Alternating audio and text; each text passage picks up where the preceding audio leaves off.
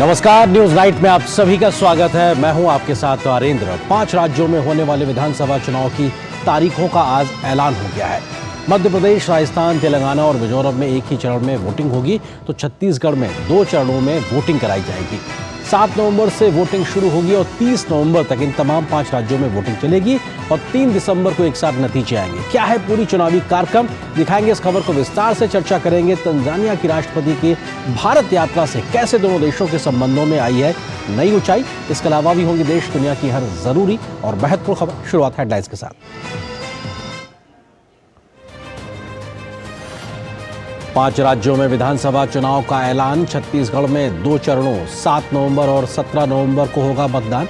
मध्य प्रदेश, राजस्थान, तेलंगाना और मिजोरम में एक ही चरण में होगी वोटिंग। मतगणना 3 दिसंबर को एक साथ होगी।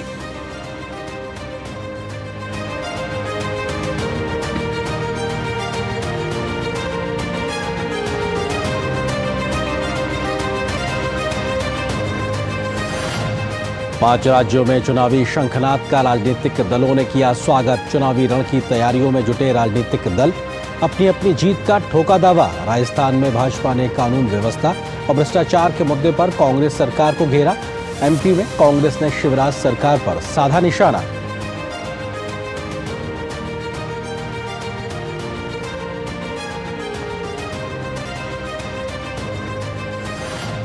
भाजपा ने जारी की 3 राज्यों की सूची। मध्य प्रदेश के 57 उम्मीदवारों की चौथी सूची। सीएम शिवराज सिंह चौहान बुधनी से लड़ेंगे चुनाव। छत्तीसगढ़ में दूसरी सूची में 64 नाम की घोषणा। राजस्थान की पहली सूची में 41 उम्मीदवारों का नाम। 7 सांसदों को भी उतारा मैदान में।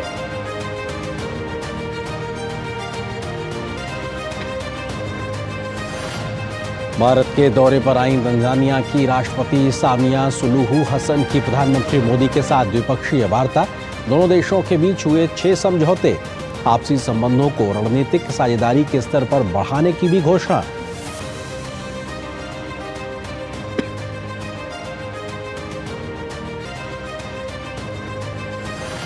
जातिगत जनगणना पर कांग्रेस के बयान पर भाजपा का जोरदार पलटवार। बताया समाज में भ्रम व तनाव पैदा करने की पैंतरेबाजी। केंद्रीय मंत्री धर्मेंद्र प्रधान ने पूछा, कांग्रेस इतने समय तक सत्ता में रही तो क्यों नहीं कराया जातिगत जनगणना।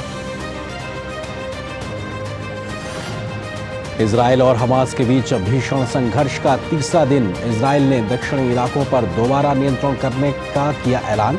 गजा के 500 ठिकानों को बनाया निशाना। गजा में 1,20,000 से अधिक लोग हुए विस्थापित।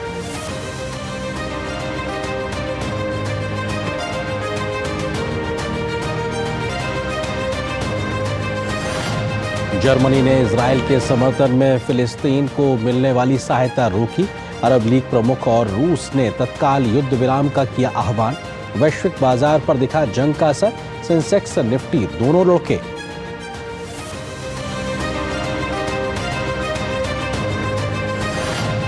एशियाई खेलों में देश को ऐतिहासिक गौरव दिलाने के लिए केंद्रीय खेल मंत्री अनुराग ठाकुर ने सभी एथलीट्स को किया सलाम। कहा, 60 साल में पहली बार हासिल किया यह मुकाम। प्रधानमंत्री मोदी कल खिलाड़ियों से करेंगे संवाद।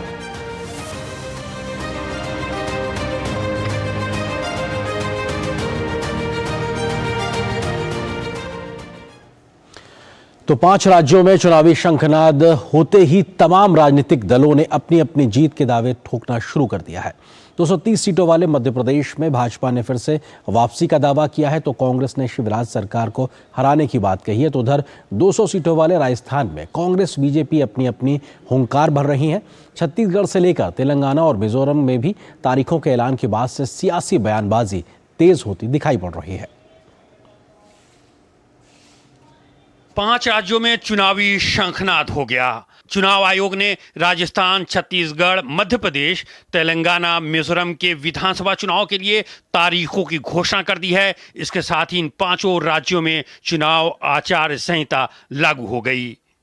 मिजोरम में 7 नवंबर को वोट डाले जाएंगे, तो छत्तीसगढ़ में 2 चरणों में वोटिंग होगी। ये तारीख 7 नवंबर और 17 नवंबर होगी। मध्य प्रदेश में चुनाव 17 नवंबर को होंगे। राजस्थान में 23 नवंबर को वोट डाले जाएंगे, जबकि सबसे अंत में मतदान की तारीख तेलंगाना में 30 नवंबर है। सभी 5 राज्यों में मतगणना 3 दिसंबर 2023 को होगी। मुख्य चुनाव आयुक्त राजीव कुमार ने बताया कि मिजोरम, छत्तीसगढ़, राजस्थान, तेलंगाना और मध्य प्रदेश की विधानसभा सीटों को मिलाया जाए तो कुल सीटें 679 होंगी। Now coming to the polling stations, there would be 1.77 lakh polling stations in these 5 states, and of which 1.01 would have webcasting facility. All this would be monitored through the control rooms, and the number of women managed polling stations would be 17,734 polling stations, which will be model polling stations. चुनाव में किए जाने वाली घोषणाओं और चुनावी वायदों पर मुख्य चुनाव आयुक्त राजीव कुमार ने कहा कि मैनिफेस्टो में घोषणाएं करना राजनीतिक दलों का अधिकार है, तो वहीं जनता का भी अधिकार है कि वो जान सकें कि ये वादे कैसे पूरे किए जाएंगे। कमीशन ने एक परफॉर्मा इशू किया था जिसमें ये बताने के लिए प्रस्ताव एक कंसल्टेशन पॉलिटिकल पार्टीज के साथ की गई थी, and that pro forma is in public domain. ये परफॉर्मा बेसिकली ये कहता है कि पॉलिटिकल पार्टीज को अपने मैनिफेस्टो में क्या करेंगे ये बताने का अधिकार है, लेकिन साथ ही साथ वोटर को ये जानने का अधिकार है कि ये कब करेंगे, कितना करेंगे और कैसे करेंगे। 5 राज्यों में जहां चुनाव होने हैं उनमें मध्य प्रदेश की 230, राजस्थान की 200, तेलंगाना की 119, छत्तीसगढ़ की 90 और मिजोरम की 40 विधानसभा सीटों पर चुनाव होंगे।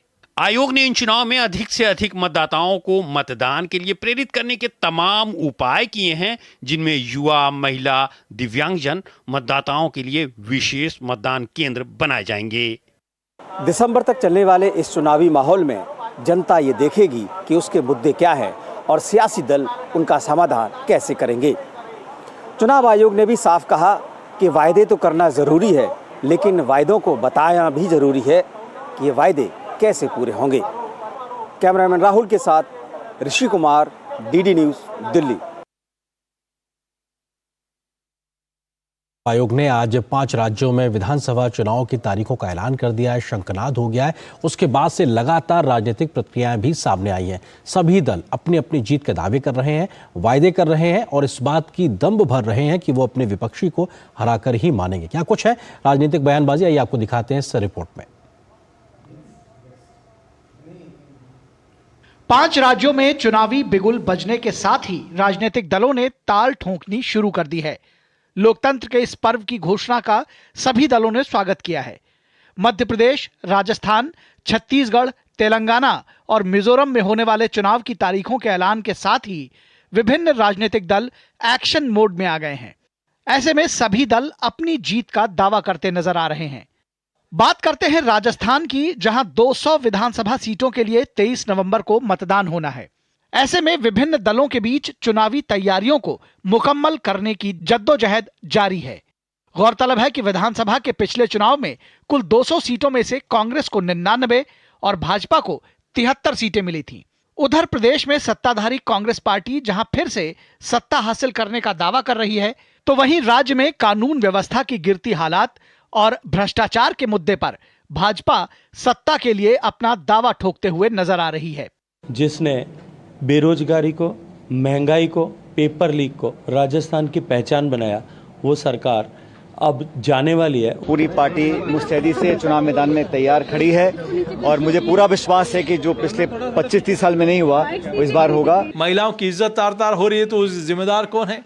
इसलिए राजस्थान के जन-जन ने मन बना लिया है कि इस नकारा सरकार की विदाई तय करनी है। उधर मध्य प्रदेश के सियासी मिजाज की बात करें तो यहाँ मुख्य मुकाबला भाजपा और कांग्रेस के बीच ही रहा है। प्रदेश की जनता बीते 5 साल में 2 सरकारें देख चुकी है। 2018 में आए चुनावी नतीजों के बाद राज्य में 15 साल बाद कांग्रेस ने सरकार बनाई थी। 15 महीने के बाद एक बार फिर राज्य में भाजपा की सत्ता में वापसी हुई। गौरतलब है कि पिछले चुनाव में 230 सदस्यीय विधानसभा में कांग्रेस को बहुमत से 2 कम 114 सीटें मिली थीं। वहीं भाजपा 109 सीटों पर आ गई। हालांकि यह भी दिलचस्प था कि भाजपा को 41% वोट मिले, जबकि कांग्रेस को 40.9% वोट मिले थे। जनता का आशीर्वाद मिलेगा और भारतीय जनता पार्टी मध्य प्रदेश में भी और छत्तीसगढ़, राजस्थान और मिजोरम में भी सरकार बनाने में सफल हो। भारतीय जनता पार्टी चुनाव के लिए पूरी तरह तैयार है। हमारे पास अद्भुत नेतृत्व है प्रधानमंत्री नरेंद्र मोदी जी का। अप्रत्याशित सफलता कांग्रेस को मिलेगी। हम लोगों के लीडरशिप कमलनाथ जी के नेतृत्व में हम लोग चुनाव लड़ रहे हैं। उधर छत्तीसगढ़ विधानसभा चुनाव के लिए कांग्रेस भाजपा ने एड़ी चोटी का जोर लगाना शुरू कर दिया है। प्रदेश की 90 सीटों के लिए 7 और 17 नवंबर को 2 चरणों में मतदान होगा। 90 सदस्यीय विधानसभा में 2018 में कांग्रेस को 68 सीटें मिली थीं, वहीं भाजपा 15 सीटों पर आ गई थी। अब वर्तमान में छत्तीसगढ़ में कांग्रेस भरोसे की सरकार अभियान चला रही है, तो वहीं भाजपा की भी परिवर्तन यात्राओं के जरिए माहौल बनाने की कवायद जारी है। बड़ा मुद्दा जन घोषणा पत्र है। दूसरा, विकास के सारे काम ठप हो चुके हैं। तीसरा बड़ा मुद्दा है, इस सरकार ने हजारों करोड़ का घोटाला किया है और अब की बार 75 पार। तेलंगाना में 30 नवंबर को होने वाले विधानसभा चुनाव में भाजपा, सत्तारूढ़ भारत राष्ट्र समिति और कांग्रेस के बीच त्रिकोणीय मुकाबला होने वाला है। 2018 में हुए पिछले विधानसभा चुनाव में बीआरएस 119 में से 88 सीटें जीतने में कामयाब रही थी, जबकि कांग्रेस 19 सीटों के साथ दूसरे स्थान पर रही थी। बीआरएस सरकार जाएंगे। नरेंद्र मोदी जी के नेतृत्व में भारतीय जनता पार्टी का सरकार आएंगी। ये तमाम अपॉर्चुनिस्ट और ये सूडो सेक्युलर लोगों को जब 2008 में कम्युनिस्ट पार्टी के लोग इनका हाथ छोड़ दिए, दामन छोड़ दिए, तो जब असदुद्दीन ओवैसी इनका साथ दिया था।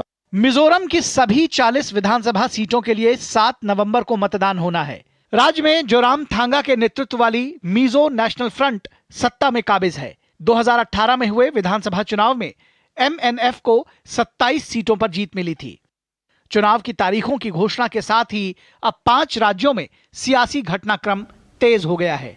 ऐसे में सभी दल सत्ता पाने के लिए अपनी ओर से पूरी जोर आजमाइश करने में जुट गए हैं।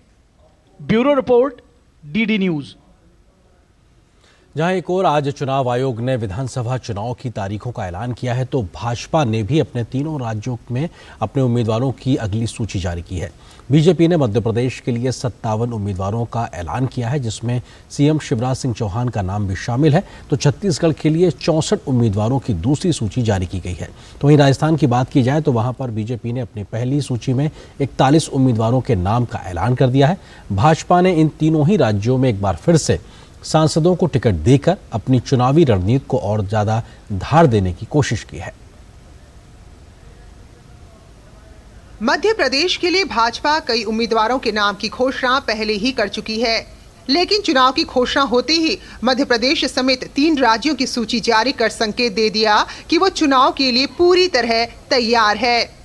मध्य प्रदेश में आगामी विधानसभा चुनाव के लिए भाजपा ने 57 उम्मीदवारों की चौथी सूची जारी की है, जिसमें सीएम शिवराज सिंह चौहान बुधनी से चुनाव लड़ेंगे। प्रदेश के गृह मंत्री नरोत्तम मिश्रा दतिया, गोपाल भार्गव रेहली से, विश्वास सारंग नरेला से और तुलसीराम सिलावट सांवेर से चुनाव लड़ेंगे। पार्टी ने इससे पहले जारी लिस्ट में कई केंद्रीय मंत्रियों और सांसदों को भी विधानसभा चुनाव लड़ने के लिए मैदान में उतारा है। भाजपा इससे पहले 79 नाम घोषित कर चुकी है। हमारे कुल मिला के 136 उम्मीदवार घोषित हो चुके हैं। 230 में से 136। बाकी सूची भी जल्दी आएगी। लेकिन कांग्रेस की सूची का है, अब तो चुनाव की तारीख भी आ गई, लेकिन कांग्रेस की सूची का पता नहीं है। हमारे उम्मीदवार मैदान में है, भारतीय जनता पार्टी की तैयारियां चल रही है, लेकिन कांग्रेस में तो लट्ठा मची हुई है। राजस्थान विधानसभा चुनाव के लिए भाजपा ने 41 उम्मीदवारों की पहली सूची जारी की है। भाजपा ने राजस्थान में 7 सांसदों को विधानसभा चुनाव लड़ने के लिए मैदान में उतारा है। इनमें राज्यवर्धन राठौर झोटवाड़ा से, दिया कुमारी विद्याधर नगर से, बाबा बालकनाथ तिजारा से और किरोड़ी लाल मीणा सवाई माधोपुर से, नरेंद्र कुमार मंडावा, भागीरथ चौधरी किशनगढ़ और देवजी पटेल सांचौर से चुनाव लड़ेंगे। राजस्थान में 200 सीटों के लिए 23 नवंबर को मतदान होगा और मतों की गिनती 3 दिसंबर को होगी।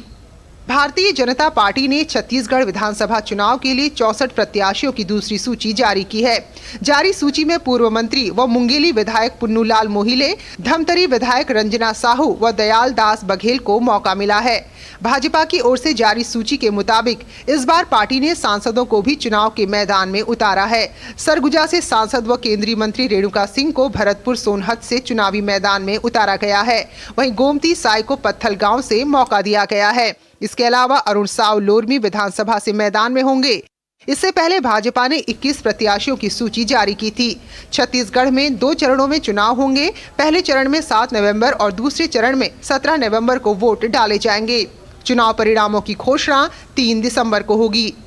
Bureau report, DD news.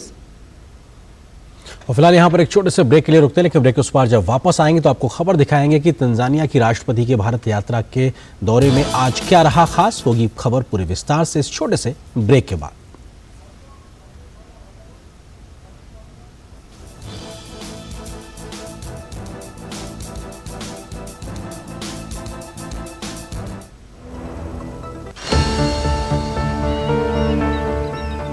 जो बनकर मेरा हमसफर आएगा, सिर्फ उसी को फर्क नजर आएगा।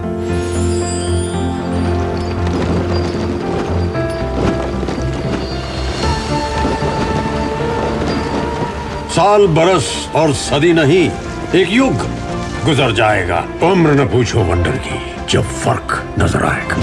वंडर सीमेंट, फर्क नजर आएगा। मैं क्या जी, सब जानते हैं, जहां दिखे मारियो, अपना समझ के खा लियो।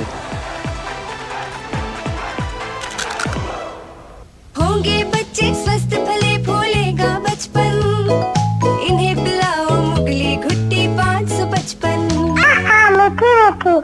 दिन तिनक दिन, तिनक दिन, दिन तिनक दिन, तुम जाना। अरे गोविंदा जी, आप यहाँ? हाँ बबुआ, हम यहाँ। पर तुम क्या छुपा रहे हो वहाँ? कुछ भी तो नहीं।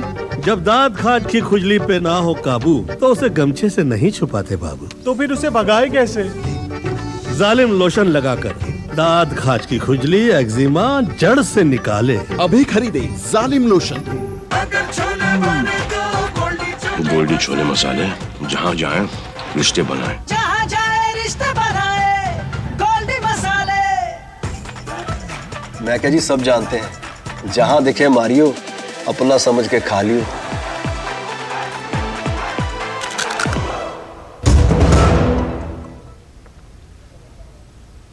भारत के दौरे पर आई तंजानिया की राष्ट्रपति साबिला सुलूहू हसन ने आज प्रधानमंत्री नरेंद्र मोदी से मुलाकात की।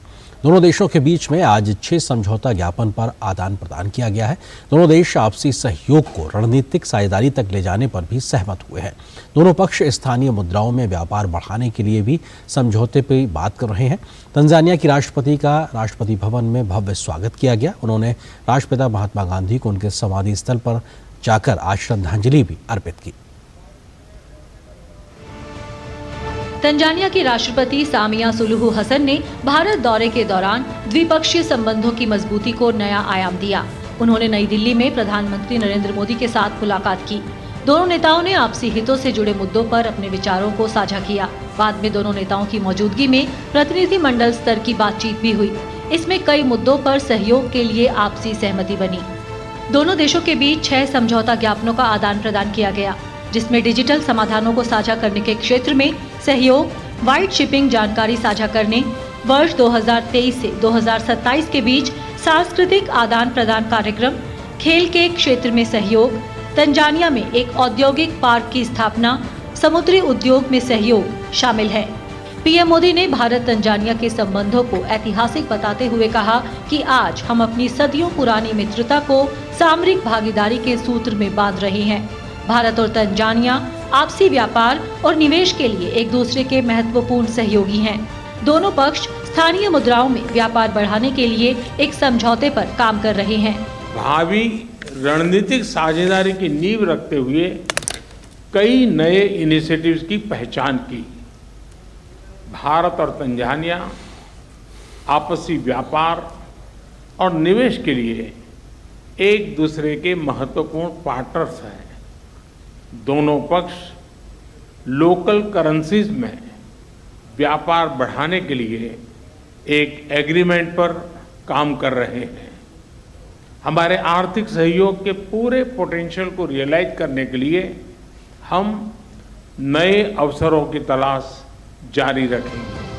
प्रधानमंत्री ने बताया कि रक्षा के क्षेत्र में 5 साल के रोड मैप पर सहमति बनी है। इसके माध्यम से सैन्य प्रशिक्षण, समुद्री सहयोग, क्षमता निर्माण, रक्षा उद्योग जैसे क्षेत्रों में नए आयाम जुड़ेंगे। भारत में तेजी से बदल रहे क्लीन एनर्जी लैंडस्केप को देखते हुए हमने इस महत्वपूर्ण क्षेत्र में मिलकर काम करने पर सहमति व्यक्त की है। मुझे खुशी है कि तंजानिया ने भारत द्वारा G20 समिट में लॉन्च की गई ग्लोबल बायोफ्यूल अलायंस से जुड़ने का निर्णय लिया है। साथ ही तंजानिया द्वारा लिए गए इंटरनेशनल बिग कैट अलायंस से जुड़ने का निर्णय से हम बिग कैट्स के संरक्षण के लिए वैश्विक प्रयासों को सशक्त कर सकेंगे। पीएम ने कहा कि भारत और तंजानिया इस बात पर एक मत हैं कि आतंकवाद मानवता के लिए सबसे गंभीर सुरक्षा खतरा है। हिंद महासागर से जुड़े हुए देशों के रूप में हमने maritime security, piracy, drug trafficking जैसी चुनौतियों का सामना करने के लिए आपसी समन्वय बढ़ाने पर बल दिया। इंडो पैसिफिक में सभी प्रयासों में हम तंजानिया को एक बहुमूल्य पार्टनर के रूप में देखते हैं। भारत और तंजानिया एक मत है कि आतंकवाद मानवता के लिए सबसे गंभीर सुरक्षा खतरा है। इस संबंध में हमने काउंटर टेररिज्म के क्षेत्र में आपसी सहयोग को बढ़ाने का भी निर्णय लिया है। वहीं तंजानिया के राष्ट्रपति ने भारत को तीसरा सबसे बड़ा व्यावसायिक सहयोगी बताते हुए G20 के सफल आयोजन और इसमें अफ्रीकी संघ को शामिल किए जाने पर पीएम मोदी के प्रति आभार व्यक्त किया। उन्होंने जंजीबार में IIT मद्रास कैंपस के केंद्र के खोलने पर खुशी व्यक्त की। But the decision by the Indian Institute of Technologies to establish the first ever overseas campus in our country is an honor and a privilege to us. We have been working in the supply of clean and safe water, as well as defense and security, also issues of our concern, which have been adequately been worked out. इससे पहले राष्ट्रपति भवन में सुबह Tanzania की राष्ट्रपति Samia Suluhu Hasan का औपचारिक स्वागत किया गया। इस मौके पर राष्ट्रपति द्रौपदी मुर्मू के साथ प्रधानमंत्री नरेंद्र मोदी भी मौजूद रहे।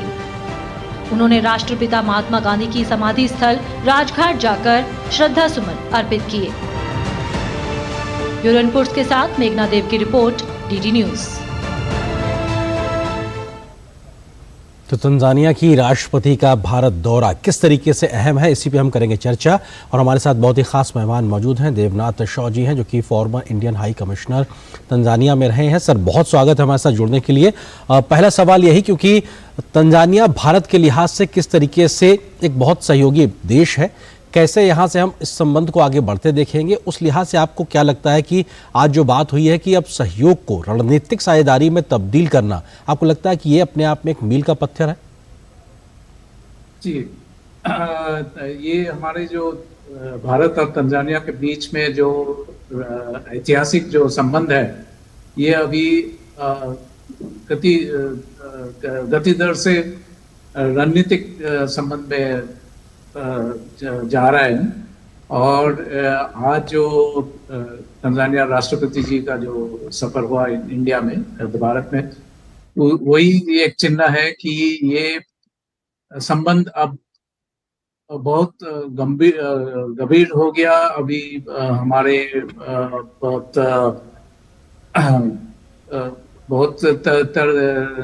जगह ये बढ़ रहा है। वैज्ञानिक कॉमर्स इंडस्ट्री में, या दोनों देशों का जो डिफेंस कोऑपरेशन में, सिक्योरिटी कोऑपरेशन में, हर जगह ये बहुत तेज से बढ़ रहा है।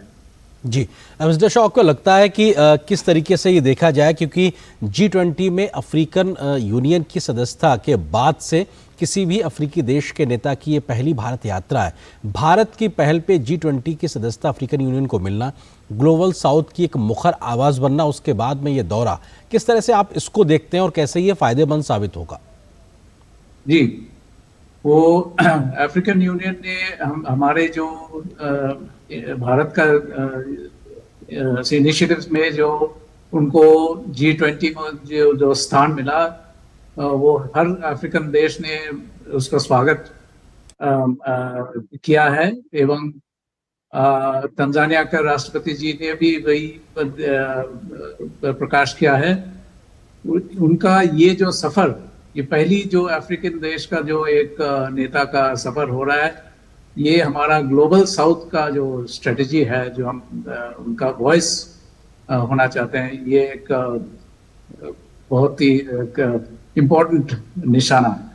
जी सर, ये जो आज 6 समझौते हुए हैं, इसको आप किस तरह से देखते हैं, क्योंकि डिफरेंट सेक्टर्स में अब सहयोग को आगे बढ़ाने के लिहाज से आज के ये 6 समझौते किस तरह से मददगार साबित होंगे? हाँ, इसमें जो पर्टिकुलरली जो डिजिटल स्थान में जो समझौता हुआ है, उसमें तंजानिया ने कुछ तो डिजिटल इशू में कुछ तो बढ़ावा है वहाँ उस देश में, लेकिन इंडिया का जो एक्सपीरियंस है, जो हमारे जो जानकारी है, वो तंजानिया के लिए बहुत ही महत्वपूर्ण होगा।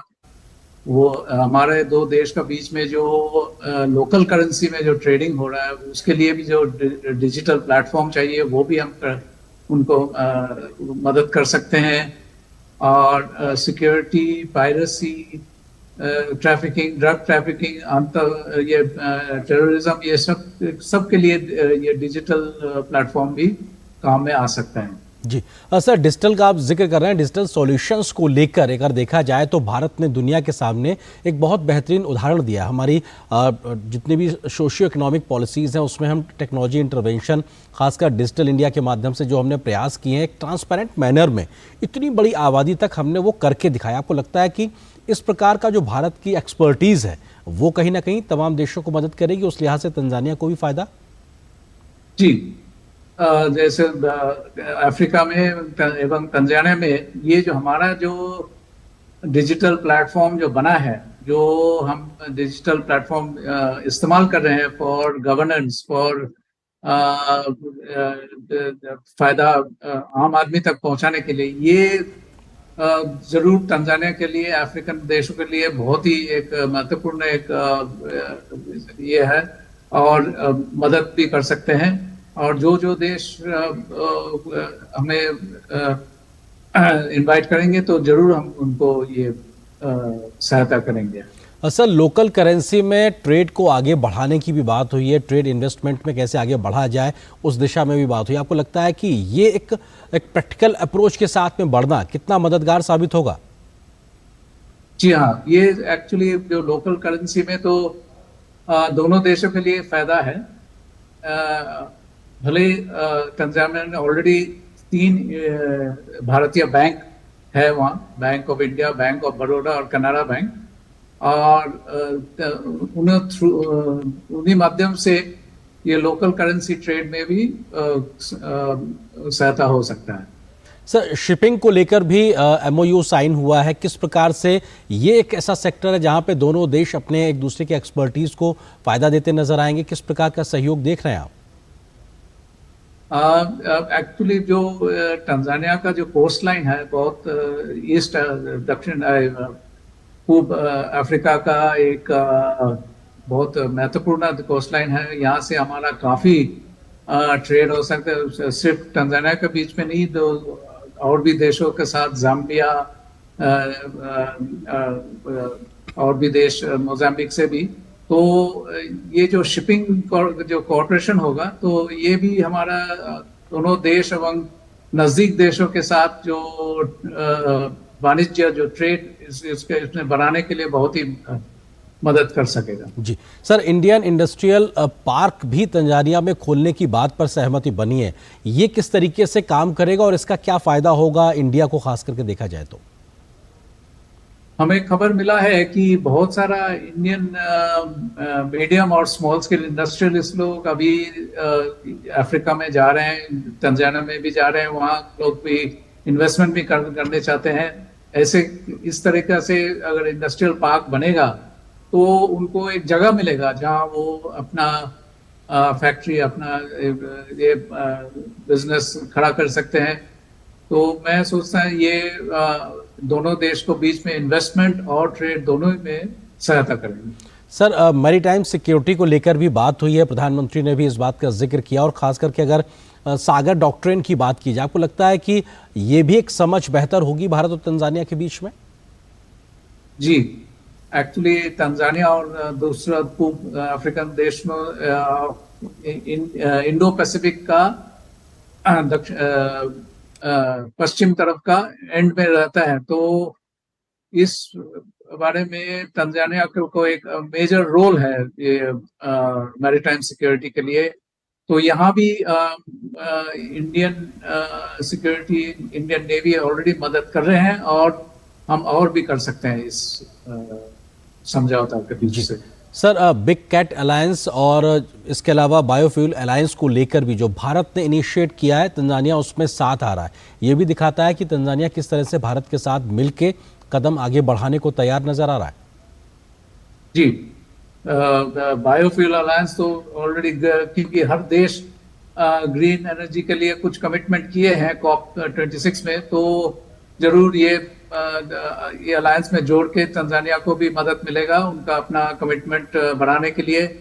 और बिग कैट अलायंस तो ये तंजानिया में बहुत सारा सफारी पार्क है, बहुत सारा नेचुरल हैबिटेट है, वो भी उनको मदद करेंगे और वो तंजानिया भी हमें इसमें कुछ मदद करवा सकते हैं। जी सर, एक फाइनल कमेंट, एक सवाल, क्योंकि 6.4 बिलियन US$ के बराबर हमारा बायलैटरल ट्रेड है, इसमें आप किस प्रकार का क्वांटम जंप देखते हैं, जबकि हम कई सेक्टर्स में देख रहे हैं कि सहयोग अब आगे बढ़ता नजर आएगा? हाँ, ये हमारा जो बायलैटरल ट्रेड था वो करीब 2.5 बिलियन का आसपास में था 3 साल पहले तक। अगले साल 4.6 बिलियन बना था, इस साल 6.4 बिलियन। तो इसमें जो फिनिश प्रोडक्ट्स का जो ट्रेड हो रहा है, जैसे कि इंडिया से पेट्रोलियम प्रोडक्ट्स या फार्मास्यूटिकल प्रोडक्ट्स या इंजीनियरिंग प्रोडक्ट्स, व्हीकल्स, मोटरसाइकिल्स, ये सब आइटम्स बहुत सारा रफ्तानी हो रहा है। और तंजानिया से भी अभी सोना के अलावा value added cashew nuts, spices, pulses, ये सब भी आ रहे हैं। जी सर, शुक्रिया हमारे साथ जुड़ने के लिए। देवनाथ शौजी, एम्बेसडर, पूर्व उच्चायुक्त रहे तंजानिया में। सर, बहुत बहुत शुक्रिया अपना वक्त हमारे साथ साझा करने के लिए। तो निश्चित तौर से यहाँ से उम्मीद बनती है कि भारत और तंजानिया के बीच में संबंधों को एक नई ऊंचाई मिलती नजर आएगी तंजानिया की राष्ट्रपति की इस मौजूदा भारत यात्रा को लेकर। फिलहाल एक और छोटे से ब्रेक के लिए रुकते हैं। मैं क्या जी, सब जानते हैं, जहां दिखे मारियो, अपना समझ के खा लियो।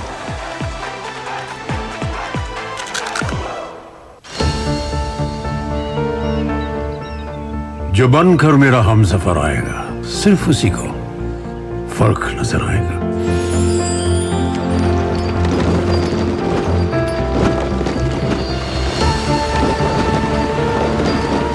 साल, बरस और सदी नहीं, एक युग गुजर जाएगा। उम्र न पूछो वंडर की, जब फर्क नजर आएगा। वंडर सीमेंट, फर्क नजर आएगा।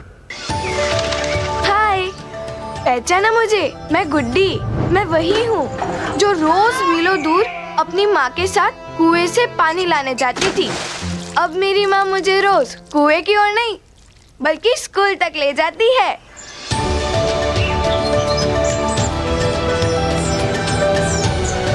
अरे किधर को चली सवारी? कुएं की तरफ तो नहीं? अरे नहीं नहीं सरपंच दीदी, मोदी जी के प्रयास से कुएं पर जाना हुआ बीता हुआ कल, अब तो है हमारे यहाँ नल से शुद्ध जल। बिल्कुल सही। प्रधानमंत्री नरेंद्र मोदी जी हमारी परेशानी समझकर इतना बड़ा काम तेजी से पूरा करवा रहे हैं। तभी तो हर घर में नल से शुद्ध जल आने से गांव की सभी बहनों और बेटियों को रोज पानी सर पर ढोकर लाने की परेशानी से मुक्ति मिली है। हाँ। और साथ ही बीमारियां भी बहुत कम हुई हैं। वाह दीदी।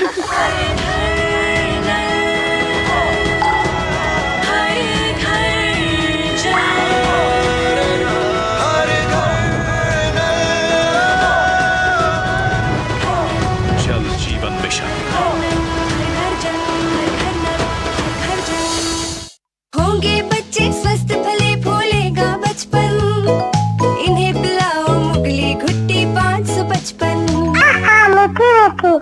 शेयर मार्केट में इन्वेस्ट करें, गारंटीड रिटर्न से लाखों कमाएं। ये लिमिटेड ऑफर सिर्फ आपके लिए। नागिन की आंख में कैमरा फिट होता है। तुम भी क्या बकवास में यकीन करती हो? आप भी तो वही कर रहे हो पापा। शेयर मार्केट में कोई गारंटेड रिटर्न्स का वादा नहीं कर सकता। ऐसा कोई मैसेज, मेल या ऐड दिखे तो समझिए गलत है। ऐसे स्कीम निवेशक के साथ धोखा है और कानूनन अपराध भी। कितनी बार तो समझाया आपको।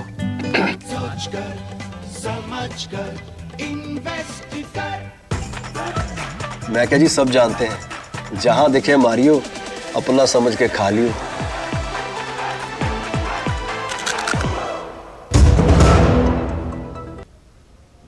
और इस ब्रेक के बाद रुक करते कुछ और महत्वपूर्ण खबरों की ओर। केंद्रीय मंत्री धर्मेंद्र प्रधान ने कहा है कि जनगणना भारत सरकार के अधिकार और दायित्व का विषय है और भारत में जाति आधारित जनगणना आज़ादी से पहले हुई थी।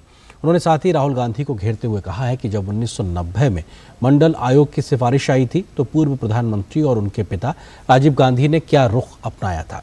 इसके अलावा उन्होंने कहा कि प्रधानमंत्री नरेंद्र मोदी गरीब और पिछड़े समाज से आते हैं और भारत सरकार में सबसे ज्यादा ओबीसी वर्ग के मंत्री हैं। जनगणना भारत सरकार के अधिकार के विषय, दायित्व के विषय है। भारत में जाति आधारित जनगणना आज़ादी के पहले हुई थी। उसके बाद एक कॉन्शियस डिसीजन था जनगणना कैसे होगी। मैं राहुल गांधी जी को पूछना चाहता हूँ, उनकी पिताजी जब 90 में मंडल आयोग की सिफारिश लागू करने की वक्त आई, जब समय आया, उन्होंने क्या स्टैंड लिया था?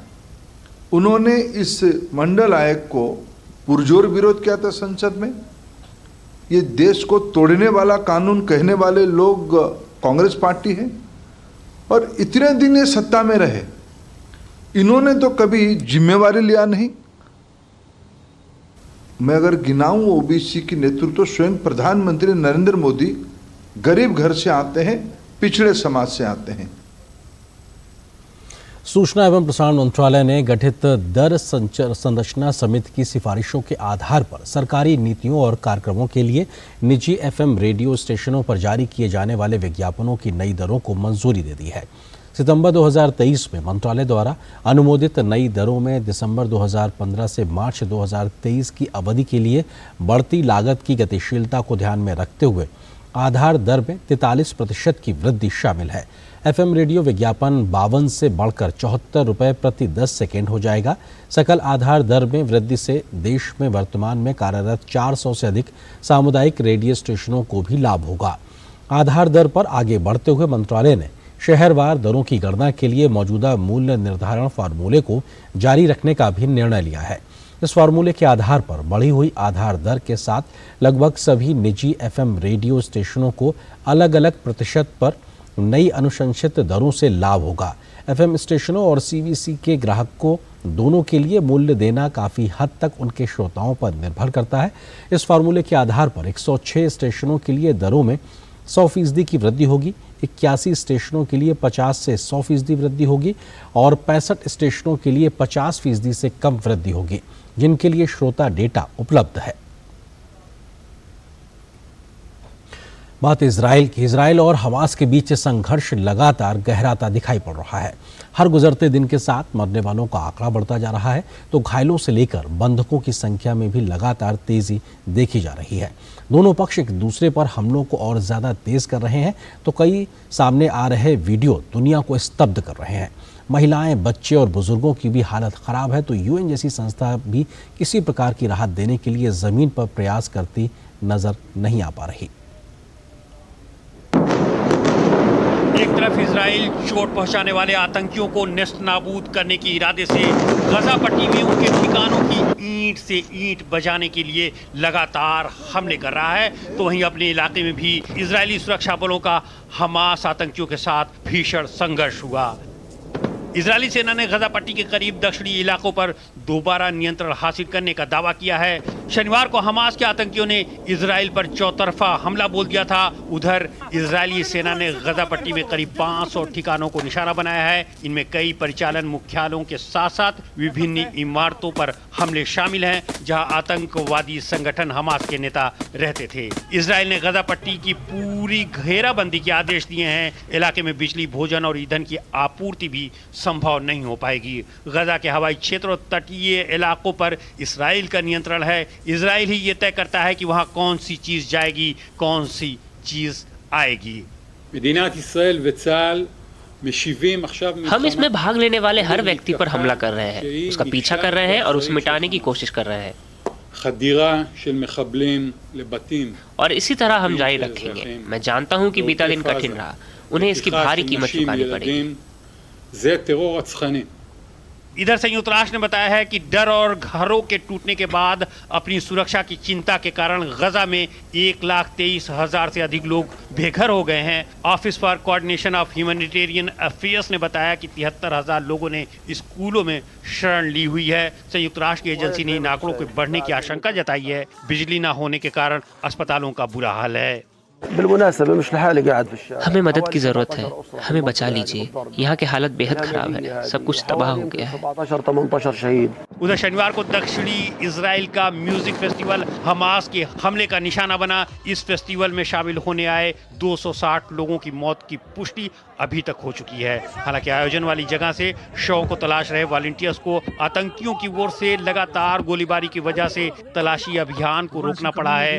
हमास के हमले के जो वीडियो सामने आए हैं, उनमें एक वीडियो है जिसमें एक रेगिस्तान के मैदान में लोग भाग रहे हैं। इस हादसे के एक चश्मदीद ने बताया कि कुछ गलत होने का पहला संकेत तब मिला जब सुबह के समय रॉकेट की चेतावनी देते हुए एक सायरन बजा। जब तक कुछ समझ पाते उन लोगों ने बिजली काट दी और अचानक कहीं से वे गोलियों के साथ अंदर आ गए। चारों तरफ से गोलियां चलने लगी। इजराइल से सुरक्षित निकलने वालों ने अपने अनुभव को साझा करते हुए इसे कभी ना भुला पाने वाली घटना बताया।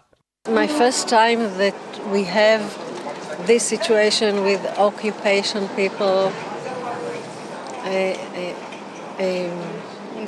in Gaza. So many kidnapped young people. I don't have enough words to tell you about the feelings, the words that it's horror, but it's not safe, and it's just we don't know what will come. That's the worst. Yeah. So she comes here, but we don't know. We don't know what she will come back probably soon. It's a weird situation at the moment. It's unfortunately I have to come for work to Germany, but my friends and family are back there. We're all safe at the moment where we live. Tension is quite high. A lot of uncertainty of what to do. We don't know. गौरतलब है कि Hamas ने शनिवार को Israel पर हमला करते हुए करीब 7,000 रॉकेट दागे। इसके साथ ही हमास के सैकड़ों आतंकियों ने हवा, जमीन और समुद्र के रास्ते इजरायली सीमा में घुस गए। उन्होंने नागरिकों पर गोलियां चलाई, बंधक बना लिया।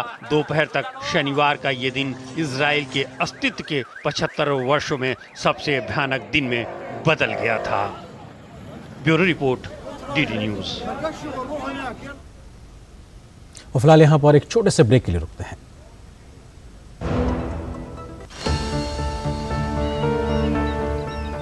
जो बनकर मेरा हमसफर आएगा, सिर्फ उसी को फर्क नजर आएगा।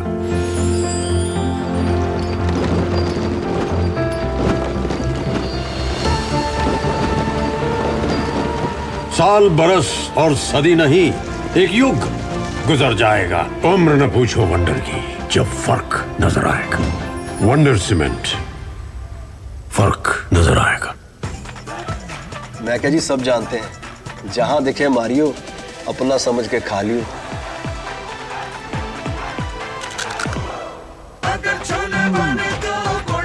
गोल्डी छोले मसाले, जहां जाए रिश्ते बनाए। जहां जाए रिश्ते बनाए, गोल्डी मसाले। बहुत हार्ड वर्क करते हो, मेरी तरह स्मार्ट वर्क करो। क्यों? लॉटरी लगी है? लॉटरी समझो, शेयर मार्केट की एक मस्त स्कीम में इन्वेस्ट कर रहा हूँ, गारंटीड हाई रिटर्न्स आएंगे। आपके गारंटीड हाई रिटर्न्स कोई करण अर्जुन नहीं है जो जरूर आएंगे? मतलब? बाबा, शेयर मार्केट में जोखिम होता है, कोई भी गारंटीड हाई रिटर्न्स का वादा नहीं कर सकता, ये गैर कानूनी है। अच्छा? हाँ। समझ कर इन्वेस्ट कर। प्रधानमंत्री नरेंद्र मोदी मंगलवार को नई दिल्ली के मेजर ध्यानचंद स्टेडियम में एशियाई खेलों में भाग लेने वाले भारतीय एथलीट्स के दल के साथ बातचीत करेंगे, मुलाकात करेंगे। ये कार्यक्रम प्रधानमंत्री द्वारा एशियाई खेलों में एथलीट्स की उत्कृष्ट उपलब्धि के लिए उन्हें बधाई देने और उन्हें भविष्य की प्रतियोगिताओं के लिए प्रेरित करने का एक प्रयास है। भारत ने 19वें एशियाई खेलों में 28 स्वर्ण पदक सहित कुल 107 पदक अपनी झोली में डाले हैं। एशियाई खेलों में यह भारत का अब तक का सर्वश्रेष्ठ प्रदर्शन है। कार्यक्रम में एशियाई खेलों के लिए भारतीय दल के एथलीट, उनके कोच, भारतीय ओलंपिक संघ के अधिकारी, राष्ट्रीय खेल महासंघों के प्रतिनिधियों सहित युवा कार्यक्रम और खेल मंत्रालय के अधिकारी भी भाग लेंगे।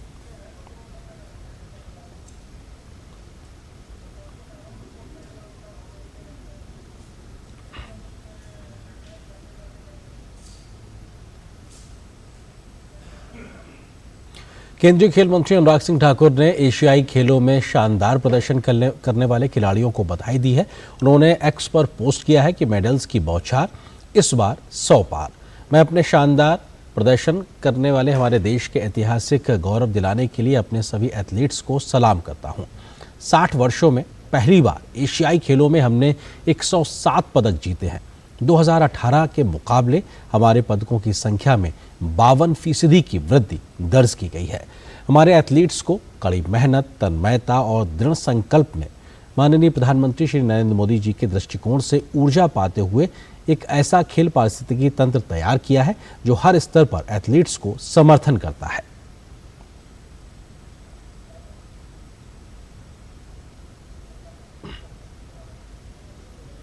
और ज़मीनी स्तर पर खेलो इंडिया की योजना के माध्यम से किस प्रकार से उन्होंने काम किया है, इस बात का जिक्र किया प्रधानमंत्री मोदी के माध्यम से, और उसी की वजह से आज खेलों का एक पारिस्थितिकी तंत्र यानी कि एक इकोसिस्टम तैयार हुआ है, इस बात का जिक्र भी उन्होंने किया। फिलहाल एक छोटे से ब्रेक के लिए रुकते हैं, लेकिन ब्रेक के उस पार जब वापस आएंगे तो आपको बताएंगे कि हार्वर्ड यूनिवर्सिटी की प्रोफेसर क्लाउडिया गोल्डिन को अर्थशास्त्र का नोबेल पुरस्कार मिला है। क्या रही है उनकी खोज, क्या है पूरी खबर, दिखाएंगे विस्तार से। फिलहाल एक छोटे से ब्रेक के लिए रुकते हैं।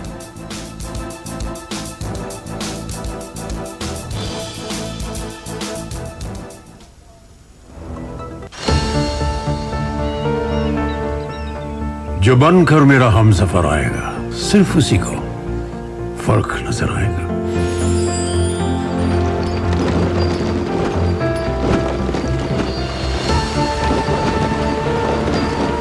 साल, बरस और सदी नहीं, एक युग गुजर जाएगा। उम्र न पूछो वंडर की, जब फर्क नजर आएगा।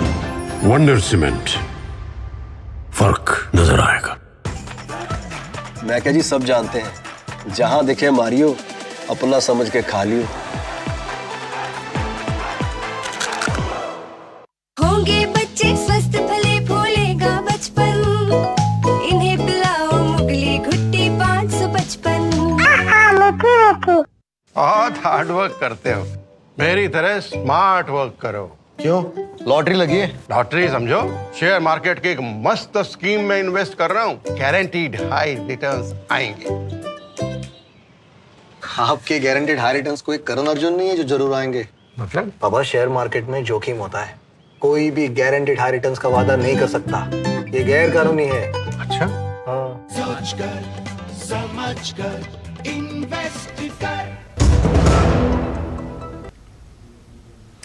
वर्ष 2023 का अर्थशास्त्र का नोबेल पुरस्कार हार्वर्ड यूनिवर्सिटी की प्रोफेसर क्लाउडिया गोल्डिन को प्रदान किया जाएगा। Royal Swedish academy of sciences ने आज इसकी घोषणा की है। आर्थिक विज्ञान में नोबेल मेमोरियल पुरस्कार को स्वेसीजेज रिस्क बैंक पुरस्कार के रूप में जाना जाता है। क्लाउडिया गोल्डिन को यह पुरस्कार महिलाओं के श्रम बाजार के परिणामों के बारे में समझ को उन्नत करने के लिए दिया जाएगा। अब तक सिर्फ 2 महिलाओं, एलिनोर ओस्ट्रेम और एस्थर डफ्लो को आर्थिक विज्ञान में असाधारण योगदान के लिए नोबेल पुरस्कार से सम्मानित किया गया है। गोल्डिन ये सम्मान पाने वाली तीसरी महिला होंगी। और अगली खबर उत्तर प्रदेश से जुड़ी हुई। उत्तर प्रदेश के बरेली में सभी बेसिक, प्राइमरी और जूनियर स्कूलों में स्मार्ट क्लासेस चल रही हैं। इसी के साथ बरेली 100% स्मार्ट स्कूल वाला जिला बन गया है। शिक्षा हमेशा से मोदी सरकार की प्राथमिकता रही है। बरेली के शिक्षा विभाग के अधिकारी पीएम मोदी के सब पढ़ें और सब बढ़ें के सपनों को साकार कर रहे हैं। प्रधानमंत्री का सपना है कि सब पढ़े और सब बढ़े। पीएम मोदी के इस सपने को पूरा करने का काम बरेली के शिक्षा विभाग ने किया है।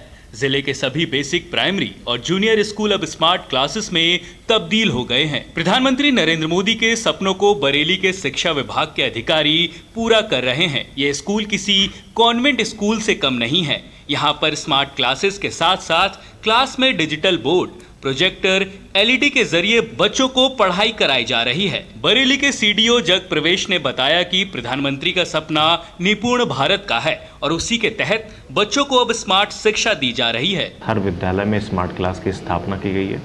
मोटिव यही है कि आधुनिकता के आज के युग में बच्चों को टेक्नोलॉजी से, इंटरनेट से जोड़ना बहुत आवश्यक है और बच्चे भी, खासकर ये जितने भी बच्चे होते हैं ग्रामीण परिवेश से और जो अंडर प्रिविलेज बैकग्राउंड के बच्चे होते हैं वो हमारे सरकारी विद्यालयों में पढ़ते हैं, तो उनको जो डिजिटल कंटेंट के माध्यम से जोड़ा गया है कि किताबी जो ज्ञान है, किताबी टेक्स्ट है, उसी को जब वो ऑडियो विजुअल के माध्यम से जब देखते हैं तो उनकी, जाहिर सी बात है, उनकी अंडरस्टैंडिंग लेवल भी बढ़ता है। दरअसल इन स्मार्ट स्कूलों पर बच्चों को जब टीवी पर कोई वीडियो चलाकर समझाया जाता है तो उन्हें जल्दी और अच्छे तरीके से समझ में आता है और उनको याद भी हो जाता है। यही वजह है कि पढ़ाने के तरीकों को भी बदला गया है।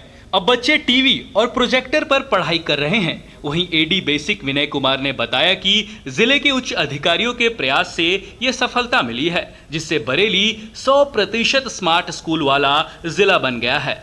इसके साथ ही मंडल के अन्य जिलों को भी 100% स्मार्ट स्कूल बनाने का प्रयास किया जा रहा है।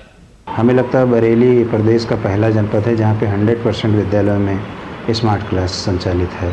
तो ये पूरी टीम भावना से काम हुआ। सब ने जितने जिस स्तर पे थे, चाहे जो भी, चाहे मेरा शिक्षक हो, उसने भी जब उसको स्मार्ट क्लास को संचालित किया गया, फिर उसको बच्चों तक सिखाने का काम किया गया। स्मार्ट क्लास जो भी संचालित है हमारे यहाँ, वो सभी बच्चे खुद चलाते हैं। शिक्षा हमेशा से मोदी सरकार की प्राथमिकता रही है। ऑपरेशन कायाकल्प के जरिए जहां एक और जर्जर पड़े स्कूलों को सुंदर और भव्य बनाया जा रहा है, वहीं अब प्राइमरी और जूनियर स्कूलों को स्मार्ट स्कूलों में बदला जा रहा है। Bureau report, DD news. मेरी माटी मेरा देश अभियान के तहत देश के अलग अलग हिस्सों में कई कार्यक्रमों का लगातार आयोजन किया जा रहा है। इस कड़ी में शिला फलकम स्थापना, पंचप्रण और कलश यात्रा के जरिए देश के अपने प्राण न्यौछावर करने वाले अमर शहीदों को नमन और माटी का वंदन किया जा रहा है। प्रधानमंत्री नरेंद्र मोदी के नेतृत्व में ये अभियान बड़ी जन भागीदारी के साथ लगातार आगे बढ़ रहा है। इसी कड़ी में उत्तर प्रदेश के अलग अलग जिलों और ब्लॉक्स में मेरी माटी मेरा देश अभियान के तहत विभिन्न कार्यक्रमों का आयोजन किया गया। उत्तर प्रदेश के बांदा के बड़ोखर ब्लॉक में आयोजित मेरा माटी मेरा देश अभियान कार्यक्रम के तहत कई गांवों के हजारों लोगों ने एक विशाल अमृत कलश यात्रा निकाली। इस दौरान शहीदों के परिजनों को सम्मानित भी किया। इस मौके पर कार्यक्रम के मुख्य अतिथि भाजपा प्रदेश उपाध्यक्ष और विधान परिषद सदस्य मानवेंद्र सिंह ने हर नागरिक से अपनी मिट्टी के साथ जुड़कर देश की विरासत पर गर्व करने और अपने कर्तव्यों का पालन करने का संदेश दिया। इस कार्यक्रम का एकमात्र उद्देश्य है कि प्रत्येक नागरिक इस भारतवर्ष का अपने मिट्टी के साथ जुड़े, अपने देश की विरासत पर गर्व करे, अपने कर्तव्यों का पालन करे, विभिन्न प्रकार से अपने देश की रक्षा करने का संकल्प ले। इस दौरान प्रदेश के जल शक्ति राज्य मंत्री रामकेश निषाद ने कहा कि प्रधानमंत्री मोदी के नेतृत्व में शुरू की गई ये मुहिम देश के अमर सपूतों को सच्ची श्रद्धांजलि है। माननीय प्रधानमंत्री जी के आह्वान पर भारतीय जनता पार्टी के कार्यकर्ता व ब्लॉक व जिले के अधिकारीगण जिस तरह से देश के अमर शहीद वीर सपूतों की याद में ये अमृत कलश यात्रा निकाल करके उनको सच्ची श्रद्धांजलि देने का कार्य किया जा रहा है, निश्चित रूप से ये प्रेरणा हमारे देश के उन वीर सपूतों को याद करने की है और देश के विकास की जो क्रम आगे को बढ़ाया है मोदी जी ने, निश्चित रूप से सच्ची श्रद्धांजलि अपने देश के अमर सपूतों की है। मेरी माटी मेरा देश अभियान के तहत वाराणसी के हरहुआ ब्लॉक में स्थानीय विधायक टी राम के नेतृत्व में अमर कलश यात्रा निकाली गई। इस दौरान विभिन्न ग्रामों से एकत्रित की गई मिट्टी और अक्षत को अमृत कलश में डालकर वीर शहीदों को याद किया गया। कार्यक्रम में CISF के जवानों ने बढ़ चढ़कर हिस्सा लिया। माननीय प्रधानमंत्री जी के इस निर्देश पर, उनके इस संकल्प पर कि आज़ादी के 75 साल के अमृत महोत्सव में हमारे जिन वीरों ने देश की आज़ादी के लिए, इसी देश की इस मिट्टी को बचाने के लिए जिन्होंने हंसते हंसते अपने जान को न्यौछावर किया है, उनको हम लोगों को याद करने का पहला अवसर माननीय प्रधानमंत्री जी ने आज़ादी के अमृत महोत्सव के रूप में दिया है। हापुड़ जनपद के धलौना में मेरी माटी मेरा देश कार्यक्रम के तहत नुक्कड़ नाटक के जरिए ग्रामीणों को देश के प्रति जागरूक किया गया। इस दौरान कलश यात्रा भी निकालकर शहीदों के बलिदान को याद और नमन किया गया। तो ये हम लोग नुक्कड़ नाटक कर रहे हैं। इसका उद्देश्य ये है कि जो अमृत कलश यात्रा है इसके बारे में लोग जागरूक हों और 30 अक्टूबर को जब चीज़ें एक साथ एकत्रित होंगी, कलश यात्रा एकत्रित होगा, तो वो लोग एकत्रित होकर अपने जो माटी है, अपना जो स्वदेश है, उसके बारे में लोग जागरूक हो। हमारा भी यही मोटिव है कि हम लोगों को जागरूक करें इसके लिए कि अमृत कलश यात्रा जो चल रही है उसमें वो भागीदारी लें और विकसित देश की तरफ बढ़े, अपना संकल्प लें और इसी को हम यहाँ पर परफॉर्म करेंगे ताकि लोगों को पता चले आखिर अमृत कलश यात्रा है क्या। माटी को वंदन और अमर शहीदों को नमन करते मेरी माटी मेरा देश अभियान में पूरे देश से बड़ी जन भागीदारी देखी जा रही है, जिसका मुख्य उद्देश्य आने वाली पीढ़ी में राष्ट्र हित और विकास की भावना को प्रबल करना है। Bureau report, DD news. और न्यूज़ नाइट में जाते जाते आपको छोड़ जाते हैं राष्ट्रीय महत्व की कुछ और महत्वपूर्ण खबरों के साथ। फटाफट अंदाज में आप देखिए इन खबरों को, मुझे दीजिए अनुमति। नमस्कार। विश्व पर्यावरण दिवस के अवसर पर केंद्रीय आवासन एवं शहरी कार्य मंत्री हरदीप सिंह पुरी ने कहा कि शहरी विकास प्रधानमंत्री नरेंद्र मोदी की प्राथमिकताओं में शुमार है, खासकर जब शहर की आबादी बढ़ रही है। ऐसे में शहर में सेवा और सुविधाओं के साथ जीवन जीने के तरीकों को बेहतर बनाना है। इस साल की थीम आश्रय मेरा अधिकार है पर आधारित थी। तमिलनाडु के मुख्यमंत्री MK स्टालिन ने कावेरी जल बंटवारे को लेकर विधानसभा में प्रस्ताव पेश किया, जिसके अनुसार कर्नाटक सरकार को पहले से निर्धारित जल प्रबंधन प्राधिकरण निर्देशों का पालन करते हुए कावेरी जल छोड़ने को कहा गया है।